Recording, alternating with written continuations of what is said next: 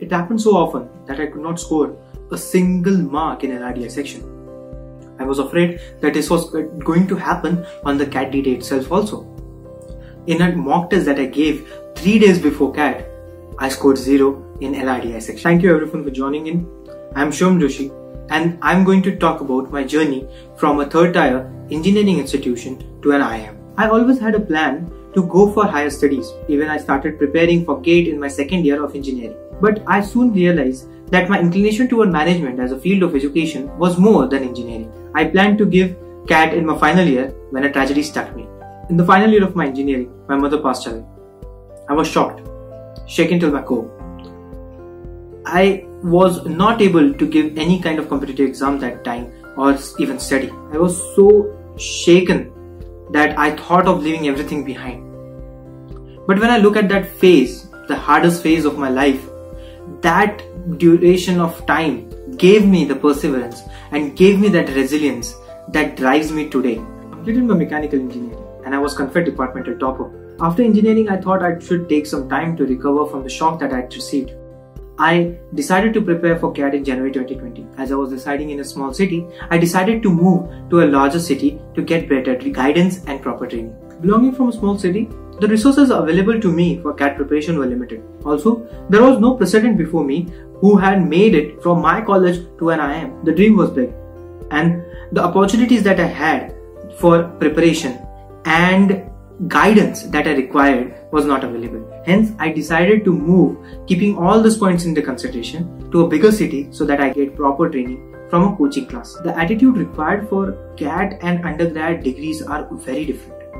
When you talk about engineering in special, we are going to get a lot more focus on concepts and understanding the applications of those concepts. But CAT tests you beyond that point. CAT checks your mettle on 3 different levels. After it has checked your concepts and your application understanding, it checks your decision-making ability. Which questions are you solving? Have you thought about the selection of the questions that you will be getting in a CAT and which questions you will be targeting for? It also looks for your way of application. Knowing how to solve a question and knowing how to solve a question proficiently, accurately and with greater speed than an average student is a lot more important in CAT. And lastly, CAT also checks your own understanding of your own knowledge. Coaching classes helped me get into this CAT mindset by guiding me through these intricacies of CAT preparation. I got better at each and every aspect of the exam in due time. The trick to overcoming the online preparation part is to create an offline emulator for yourself.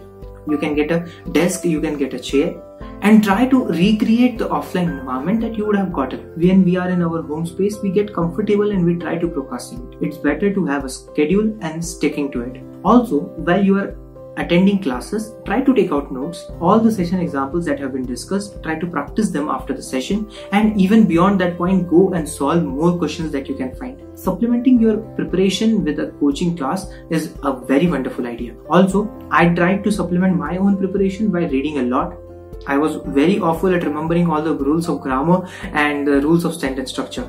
Hence, I tried to get that intuitive understanding of knowledge by getting a lot of reading done in a very short period of time. I was getting habitual to reading at a higher speed and reading through a wide variety of genres. I think this strategy can help you build your own intuition in terms of language for VARC section. I noticed that my motivation level started going down in the month of July and August. The main reason behind this was mock scores. I was getting good mock scores initially, and I will be honest with you, those scores made me complacent. I thought that I am preparing quite well and I don't need to give any more mocks. I started to skip mocks and my motivation levels were already low. I think this might be a time where you can improve and not make the mistake that I did. Don't skip the mocks. Try to analyze and improve on your weak areas. In September, I realized my mistake. Skipping mocks was not a good idea. But then in September, I started preparing very rigorously. I gave mocks on very stringent schedule. I worked hard on my concepts and strategy at the same time, keeping them in balance. Cut to the October, I was scoring zeros in my LRDI section. My morale was an all-time low and I was thinking that what strategy could get me out of this seemingly deep trench.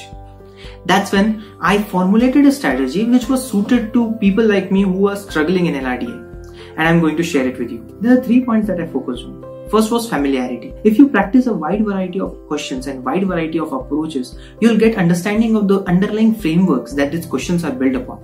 If you solve different diverse framework based questions like puzzles, seating arrangements, or any different type of scheduling questions, you can get n number of frameworks in your mind.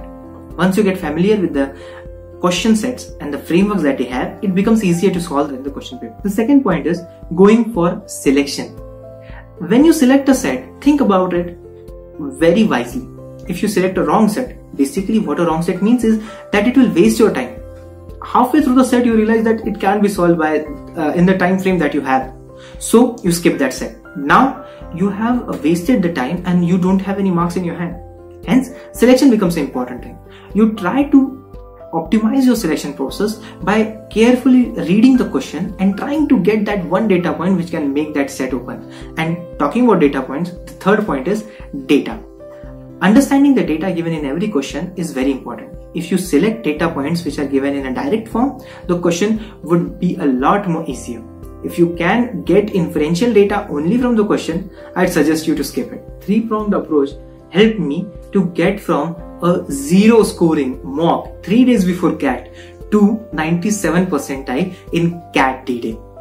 I will suggest you all to please focus on making a strategy which is very effectively tailored for your own strengths and weaknesses. After CAT results came out, I was shocked actually, but surprisingly shocked.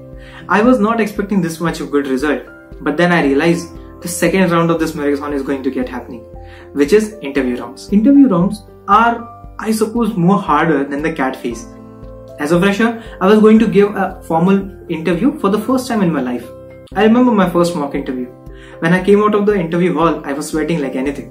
I was thinking like the game of interviews and the game of CAT are very different from each other. Belonging from a Tier 3 institute and a fresher, I was not accustomed to interview environment as such. Also, not a competitive environment where interviews were conducted at such a high stake like B-school admissions. I tried to gauge where I was standing and where I needed to go. When that logical connection was made between these 2 points, that where I was and where I wanted to go, the interview preparation became quite easy. I was just trying to get my weaknesses and working upon them. The fact that I belonged to a not so great college was a point which actually chipped away at my confidence. An interview process, if it is not about anything else, it is about confidence.